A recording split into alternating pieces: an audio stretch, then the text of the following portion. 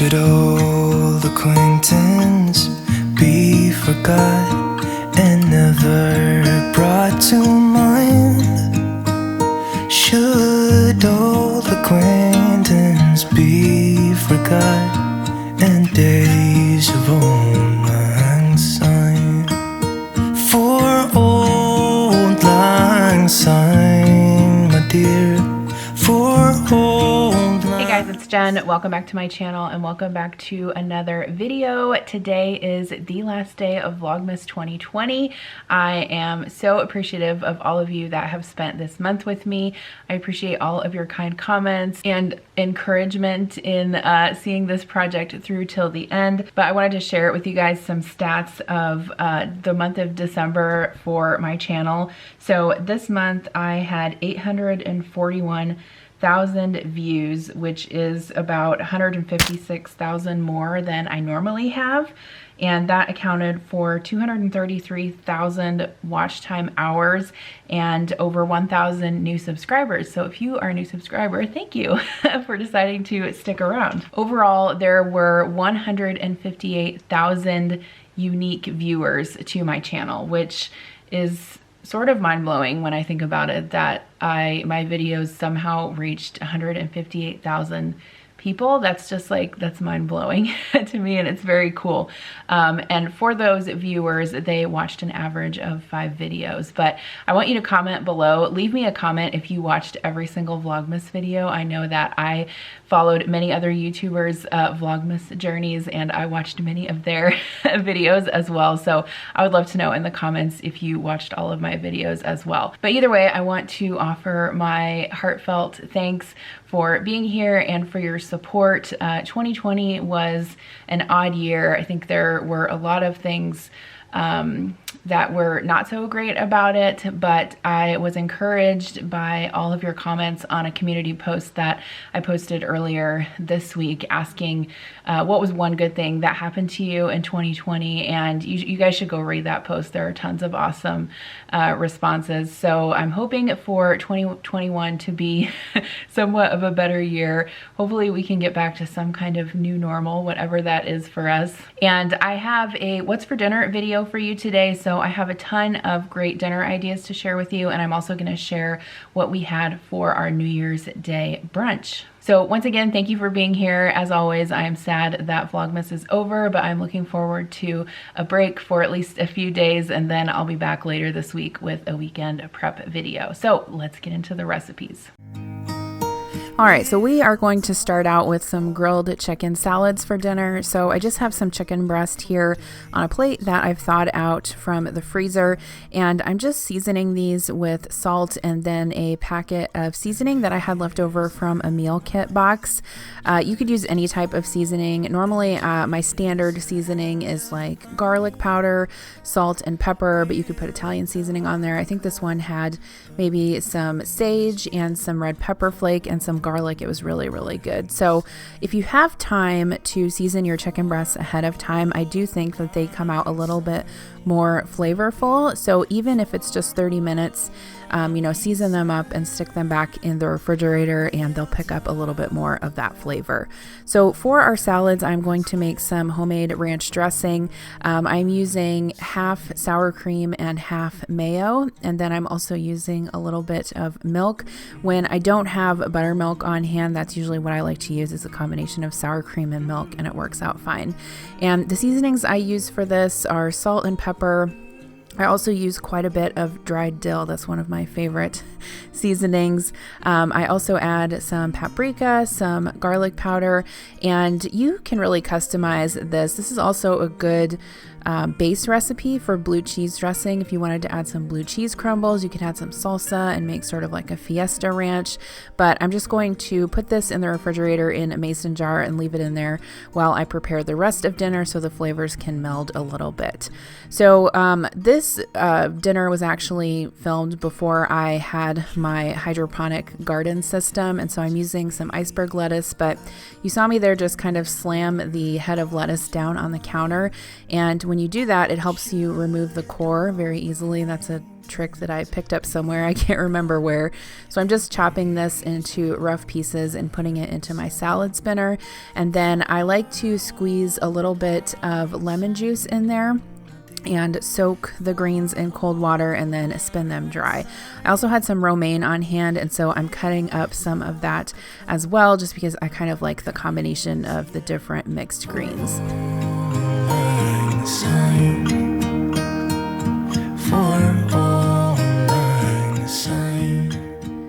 So if you guys have gift cards from Amazon from Christmas and you don't have an OXO salad spinner yet, this is your chance. You need to get one.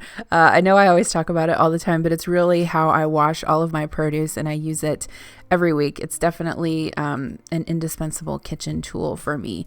So I'll link it down below. You can get them on Amazon for around $30. So I chopped up some cucumber, and then I'm also chopping up some red onion.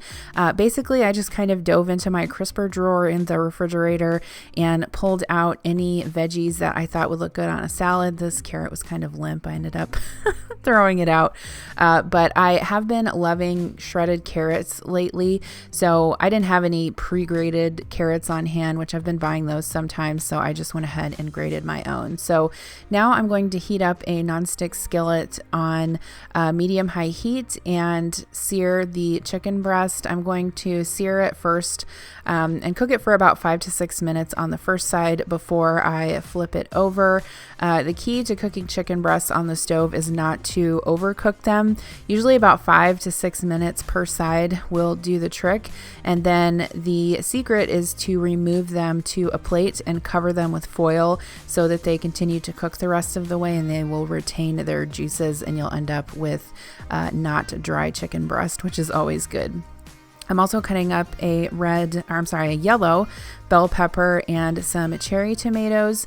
A lot of times when I do this for dinner, I'll cut up extra veggies and store them in the refrigerator just to have, on hand for salads during the week. It makes it a lot easier to prepare things that way, or to prepare a salad for lunch in the middle of the week. And sometimes my kids will take components of these veggies in their lunch boxes to school as well. So on the side, I'm making a fruit salad. So I have some kiwis here that I wanted to get cut up. I had a ton of produce from Imperfect Foods, and I will link their site down below as well. I'm not affiliated with them in any way. They haven't sponsored any of my videos, but I do really like their service. The link that I have below, I believe, will give you $10 off your first box. And they not only have produce, but they have tons of other like pantry goods and dairy items, lunch meat and things like that. So definitely check that out. It's a great way to get groceries delivered to you, and it reduces food waste.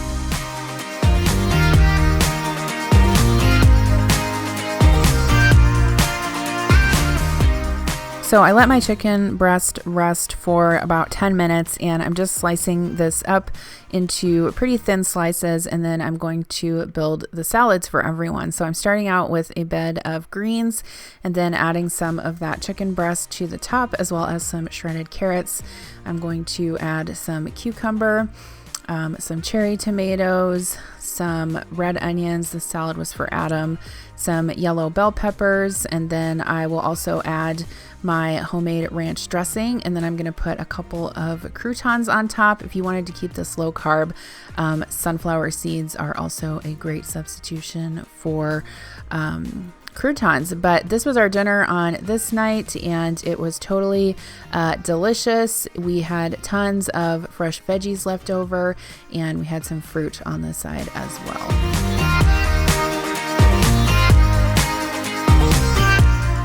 All right, so tonight for dinner we are having... I thought you were talking to me and Connor. I'm like, okay, why are you telling me why we're having tonight's meal. I already know. Okay, so for dinner we're having this chicken parmesan. I got this from Sam's Club yesterday. We've never tried this before, but I thought it looked interesting and quick. So you basically put the breaded chicken on a rack and you bake these at 400 degrees for 20 minutes. And then you flip them over, bake them for 10 minutes, and then you put the sauce and the cheese on top. So we'll see how these turn out. Okay, so here's how the chicken parm turned out. It looks really good. And then, oops, sorry. And then I also cooked some spaghetti with some marinara, and I have some green beans in the oven. All right, so here we go. We got spaghetti and chicken parm and green beans. Looks delicious.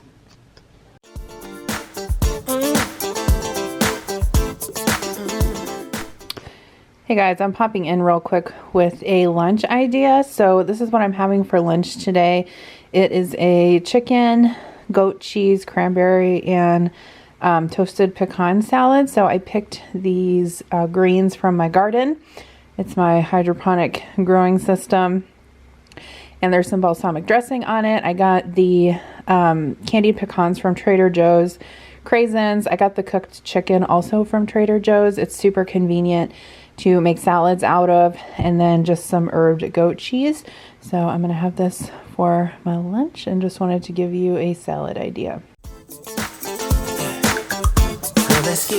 Okay, so I don't know about you guys, but I am of the firm mindset that chips and guac is a meal in itself. So you can please give a thumbs up to this video if you agree with me.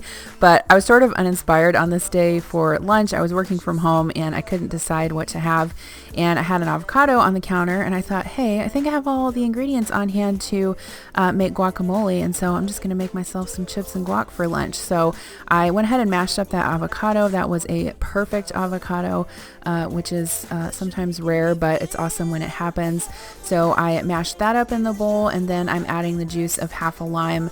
I like to start with half of a lime first, just to make sure that I don't get too much in there. Normally I end up adding the other half, but you can't take it out once it's in there, right? I minced up some red onion and put that into the bowl as well. And I'm also going to chop up some tomato. I try to take the seeds out of that just so my guacamole doesn't get watery, but I'm trying to kind of chop that up as finely as I can and get that into the bowl as well. Now, the one secret I think to awesome homemade guacamole is to add some garlic. You can either add like the pre-minced garlic paste or mince your own, but either way, I think that it gives your guacamole a really good taste, and I would definitely recommend it.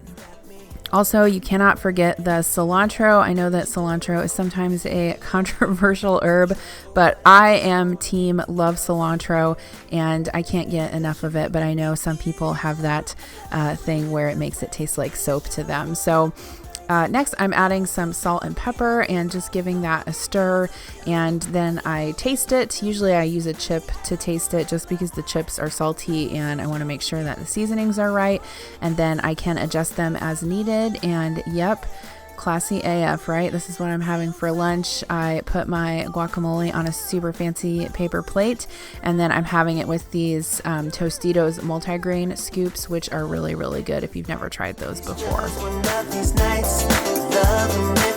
Hey guys, so I want to share what we are having for dinner tonight. I got these mini meatballs from Trader Joe's, and I just have them in a crock pot with some Rayo's marinara. I get this from Thrive Market. And what I like to do is just put these in the crock pot together and let them simmer all afternoon. So these are frozen, but I have this on high, so probably in about 3 hours this will be warmed through and I can turn it down. But we're gonna have meatballs with marinara and spaghetti, and I'll probably make some garlic bread and maybe a salad. Okay, so I'm going to go ahead and make some garlic bread now that it is almost time for dinner. So I had this loaf of, I think it was Italian bread from the Essential Baking Company. If you guys have never tried their products before, they're really, really good. I got my sister hooked on them as well, and they have pizza crust too. But I usually get their products from Imperfect Foods, or you can also get them from Thrive Market. But I got this Chef Chamois garlic butter from Sam's Club the last time I went. I had seen everyone talking about it on YouTube, and I had to obviously try it for myself, and it really is as good as everyone says.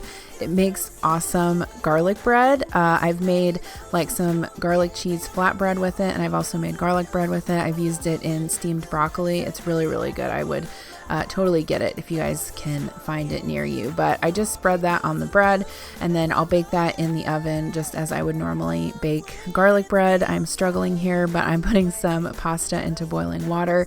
And here are the meatballs. You can see that the edges got a little bit crunchy, but they were fine. It wasn't burnt or anything like that. And then I steamed up some broccoli on the side, and then we had our pasta and then our garlic bread. So this was our dinner tonight. We had swim practice on this night, so it was super easy. Pasta, meatballs in the crock pot, some bread, and some steamed broccoli. Okay, so next up, I'm going to be making some steak and some salmon. I had prepped these jalapeno poppers the weekend before and just stuck them in the fridge until it was time to make them, which is an awesome prep. And I love bacon wrapped jalapeno poppers. I mean, who doesn't, right? So while the poppers are baking, I am just going to season up some broccoli and get that roasting in the oven. This is another thing that I had prepped was the broccoli. I just washed it, cut it, and put it into a Ziploc bag, and then it was ready for me when it was time to cook during the week. But I just seasoned that with olive oil, salt, and pepper, and I'm going to roast that in the oven. I'm still not quite sure if I really like roasted broccoli. I think I prefer steamed broccoli more, but I keep seeing it in recipes and everyone seems to really like it. So I'm trying you guys. Okay, so I had these salmon fillets and these ended up being pretty small after I trimmed the skin off. And yes, I know I don't have to trim the skin off, but I was going to cook these in the air fryer, and my kids really like salmon. They will not eat the skin of the salmon. That's just too much for them. Even I won't eat salmon skin.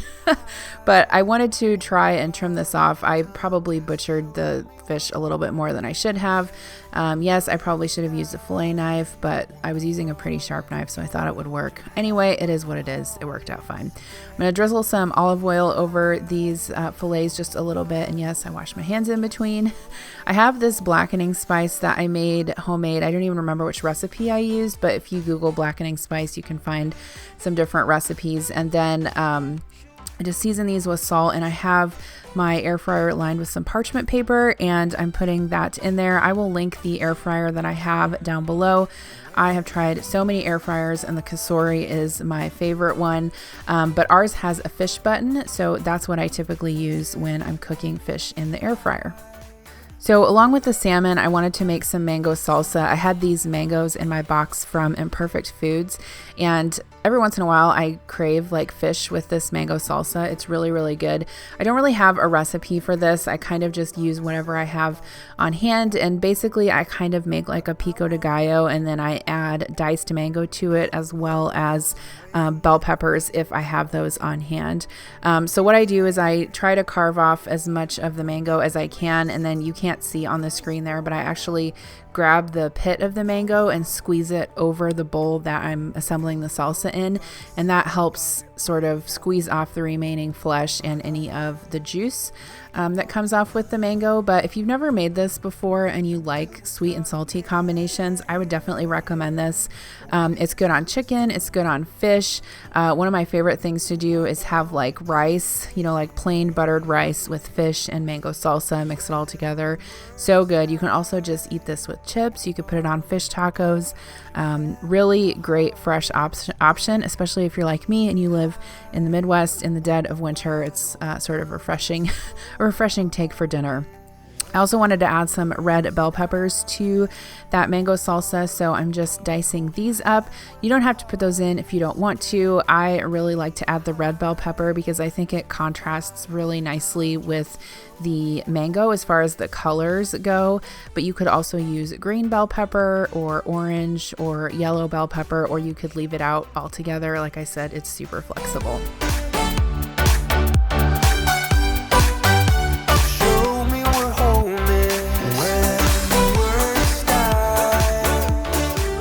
So next I'm going to chop up some red onion. This is also a must for me in mango salsa. I don't like a ton of onion, but I do enjoy the flavor of like raw red onion in dishes like this, especially if it's got like lime juice and cilantro in there as well. Next, I'm going to add some lime juice to that. You can add as little or as much as you like. And then, of course, chopped fresh cilantro. Cilantro is something that I always have on hand in my in my crisper drawer, I don't think I ever go a week without buying cilantro. So here's what the salsa looked like. So you just want to give this a stir. I seasoned it with a little bit of salt and pepper. You can go ahead and taste it, and if it's too or if it's not sweet enough, you can add a little bit of honey to it. Another great addition would be some diced jalapeno if you like it spicy. So now I'm going to cook the fillets. I have 4 filet mignons, and I know I'm cooking a lot of protein, but I did this on purpose so we would have leftovers for the rest of the week. Where you at now? Where you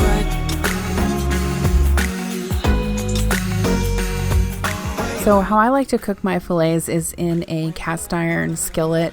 I cook them, or I sear them on the stovetop, and then I stick them in like a 400-degree oven and finish cooking them the rest of the way through. The time will definitely depend on how rare you like your steaks. I typically cook mine to medium. So here are those jalapeno poppers. Those are just jalapenos stuffed with cream cheese and wrapped in bacon.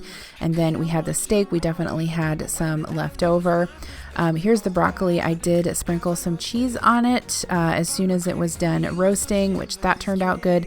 And this salmon with the blackened seasoning was delicious. I would definitely recommend that, and I think I'll be cooking it like that again soon. But here was my plate. I had a steak, a little bit of the salmon with the mango salsa, and some jalapeno poppers and some broccoli. Delicious. Today is Monday, and what we're having for dinner tonight, as Connor so lovingly has coined it, is trash food. Here's what I mean by trash food. So I'm gonna make a bunch of stuff out of the freezer because I have had zero motivation to cook lately. I need to get my you-know-what together, but here's what we're having. So I'm gonna make pizza for the kids. Adam is picking them up from swim right now. This is a thin crust DiGiorno pizza, so they can eat that, pepperoni. I am making these probably for Adam and I, maybe the kids will eat them too. They are the vegetable bird's nests from Trader Joe's. For myself, I'm making this penne arrabbiata from Trader Joe's. This is delicious as well. For Adam, I'm making him the butter chicken. Actually, I might ask him. I'm ask him if he wants the butter chicken or the penne. He'll probably choose the butter chicken because he likes meat or protein. I've never had the vegetable bird nest before. Here's what they look like. I am excited to try them. I'm gonna make them in the air fryer. So yeah, I'm probably gonna cut up some fruit, some veggies and dip maybe. So we'll see. Super fancy around here. Okay, so of course the kids were thrilled to have pepperoni pizza and broccoli. I mean, honestly, I would be thrilled with that meal as well. And how can you beat that? Here were those vegetable bird nests. I just wanted to show them to you after they came out of the air fryer. They come with a soy dipping sauce. These are delicious. Definitely get them from Trader Joe's. Okay, so next is a recipe for slow cooker pork chop stroganoff, if I can speak. I did share this in a weekend prep video, but I know that some people only watch my what's for dinner videos, so I'm sorry for the repetition, but I definitely wanted to share it. So I sprayed the inside of my crock pot, and I have 4 bone-in pork chops in there. You could use any type of pork chops, but that's just what I had in the freezer. If you use pork chops that are really, really thin, you might need to reduce the cooking time, but just keep an eye on that so that you don't overcook the pork. But I put those in the crock pot, season them with salt and pepper, and next I am going to add the sauce, or what that will make the stroganoff gravy. So it's just cream of chicken soup or cream of mushroom, whichever you want, some milk, and then a packet of pork gravy. You could probably use chicken gravy, whatever you have on hand. And then you just pour that over the pork chops in the slow cooker, and then you can cook it on low all day or high for 4 hours. I believe I cooked this on high for 4 hours because I started it pretty late in the morning. Okay, so when it was time to eat, I wanted to make some mashed potatoes to go with this. I had some potatoes in the pantry that I needed to get used up, or, I like to use them up in a timely manner. Otherwise, they kind of start to sprout on you. So I'm going to make some mashed potatoes in the Instant Pot, which is my favorite way to do it because the Instant Pot inherently has a keep warm function, which is fabulous because once you mash your potatoes, You can just put the lid on and keep it warm until it's time to eat dinner. So I'm just going to peel these potatoes and then I give them a good rinse. And when I'm cooking potatoes in the Instant Pot, if they're smaller potatoes like this, I just cut them in half. There's no need to dice them into super small pieces. And then I pour a cup of water in the bottom of the Instant Pot. I put my steamer insert in there, put the potatoes on top. And then I just cook these on high pressure or manual for, I believe, around 15 minutes. And that makes them super tender and perfect. So I'll also link the Instant Pot that I have down below if it's still available. Mine is several years old, but I do have the 8-quart. I think it's like the Instant Pot Duo or something like that. Even if you don't have a super large family, I always recommend people to get the 8-quart because I think it's so much better for making like large batches of stock and stew and things like that. So you saw me there chopping up some mushrooms. I'll link this pork chop recipe down below. The original recipe calls to put the mushrooms in the crock pot, but we only have one member of our family who likes mushrooms, so I normally cook those separately. So to go along with this meal, I am also making some crescent rolls. Yes, we are doing carbs on carbs because this is a day when we had a ton of snow, and actually Adam and I were out shoveling snow for about an hour. So we needed some definite comfort food, and this is like a quintessential Midwest meal. I feel like it's like meat and potatoes, right? So I'm using my new potato ricer that I got. I bought this for myself several months back, and it makes really great mashed potatoes. It makes them super smooth. You just put the cooked potatoes in there and push it down. I ordered that on Amazon. I'll link it down below. And then you just stir the potatoes with some butter and some milk and some seasonings until, you know, they are to your liking. I normally try to not make them super watery, or people in my family will complain. There's Murphy, he wants dinner. So this is what we had. I just also cooked some carrots on the side with some butter and some honey and some salt and pepper. And then we had the pork and the potatoes and mushrooms and crescent rolls. Yum.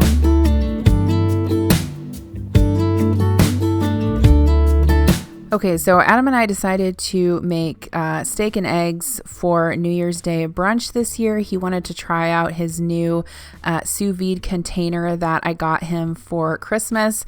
So he has an Anova sous vide, and this water bath container was one that I bought for him. And then you can see the steaks are in there. They're vacuum packed in a bag with seasonings and a little bit of butter.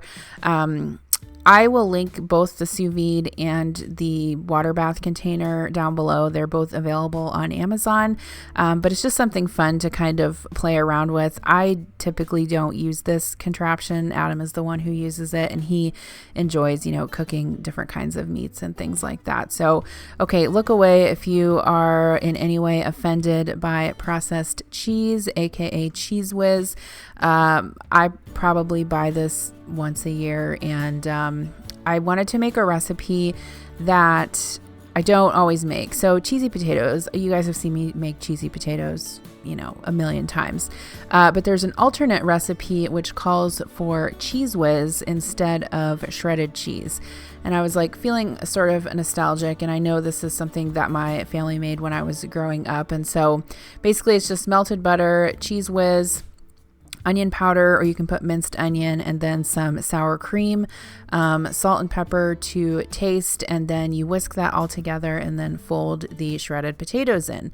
The kids are not super fond of steak and eggs for breakfast, and so I had made them some cinnamon rolls instead, and they were happy with those. These are the Rhodes cinnamon rolls. I would definitely recommend these. I took them out the night before and let them rise in the refrigerator and then bake them up. OMG, these are so much better than the Pillsbury can of cinnamon rolls. Definitely try them if you never have before.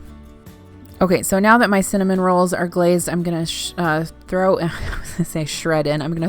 my shredded hash browns.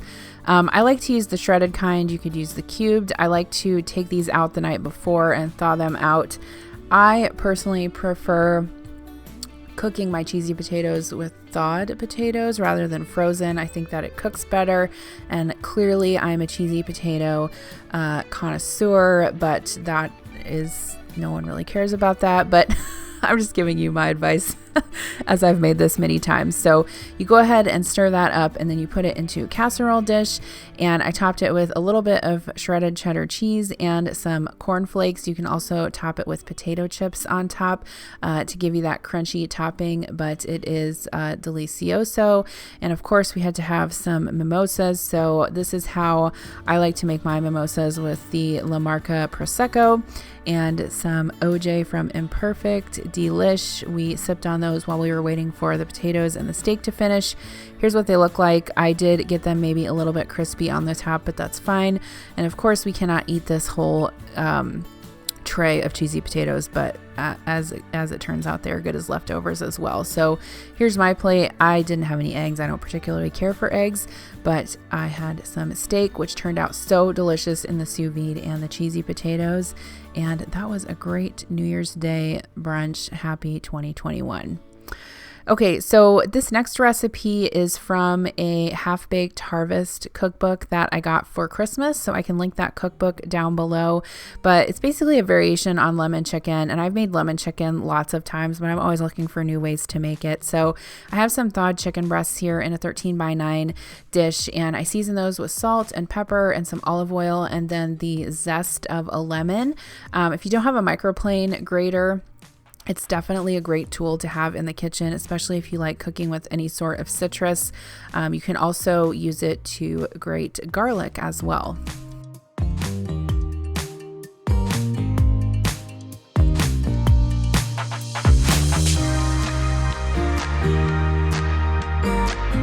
Okay, so once I had all of the lemon zest on, there's Kira waving, you go ahead and sprinkle some flour on, and this is a pretty low carb dish if you're looking for that kind of thing. I always just mention that because I know that there are a lot of people out there that do low carb or keto, so I try to give different options if people are looking for that. But I think you could still leave the flour out of this recipe, or use maybe like arrowroot powder to thicken or something like that.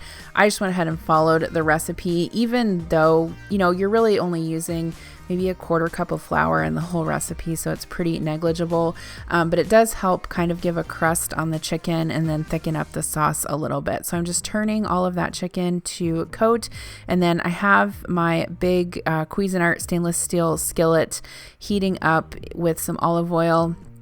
And I'm just putting those chicken breasts in there, and I'll sear them on both sides until they're nice and golden brown. The goal with this step is not to cook the chicken through. You're just getting a crust on it. We'll then build the sauce in the pan, and then return the chicken to the sauce to cook the rest of the way through. So here's what it looked like cooking on that first side. I love this skillet so much, especially for making pan sauces. I ordered it for myself on Amazon, so I will link it as well. So this is what we had on the side, this Italian one-pot linguine with pesto. I believe I got this from Imperfect also, and it was super good. I just followed the directions on the package. So here is that sauce for the lemon chicken. I just have some cherry tomatoes in there, some butter, some lemon, some fresh thyme, and then I poured in a little bit of chicken stock and white wine, and then I'll slide the chicken back into the sauce and then bring that to a simmer. This is a really beautiful dish. Actually, I posted a picture of it on Instagram. I'm like, oh, this is so pretty. I love it when I make a pretty meal. But then you just simmer that for about 20 minutes, and then you can top it with fresh chopped basil. Yummy, yummy. This was so good, and I was super glad to have leftovers too, because I'll be having that for lunch this week. Here's that linguine pesto. That turned out so good. I added a splash of cream to there just to make it a little bit creamy.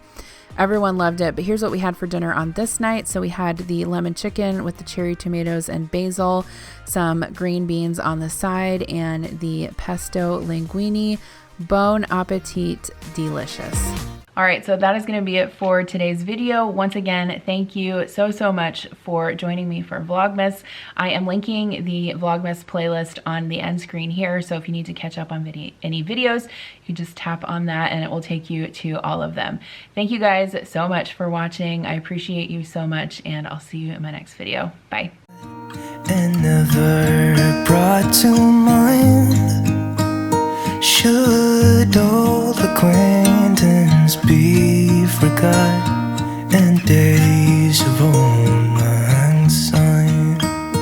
For old lang syne